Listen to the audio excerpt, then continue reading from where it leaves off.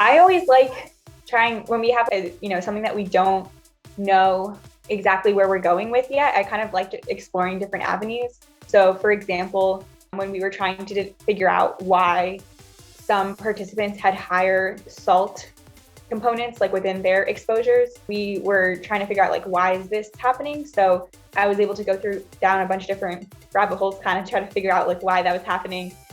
We looked at road salt, how much road salt was being put down in Fairfax County, and then also looking at if e-cigarettes maybe had some component of salt in them, and maybe people were not writing on their surveys that they were smoking e-cigarettes when they were asked the question of do they smoke cigarettes. So I was able to kind of like look at both of those avenues and see if there was some sort of connection. I ended up finding that there wasn't, but it was just still fun to like look at that. So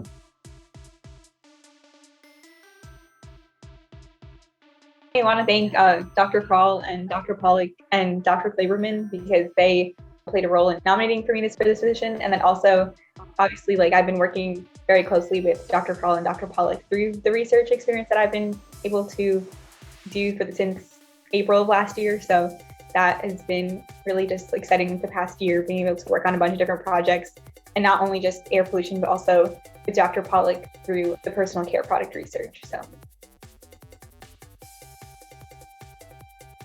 I would say that it's okay to not know what you're doing at first, and it's really okay to ask questions. I feel like that is kind of where I've been learning the most. Like every time I ask Dr. Kroll a question or like need her to clarify something, because and I realized that like it doesn't mean I'm like stupid or anything. It just means that I need to like learn more about something. And I feel like every time that I've asked questions, that has led me to be able to do things that like I never expected to do.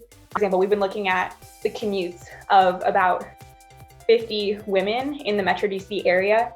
And I was asking Dr. Kroll, like, oh, like, what do these commutes look like? Like, where are they actually commuting? And she was like, I don't know, let's map it. So I've been able to like explore new things and do things that are interesting to me because of like the questions that I've been asking. And also just like get things clarified to make sure that I always know exactly what I want to be doing.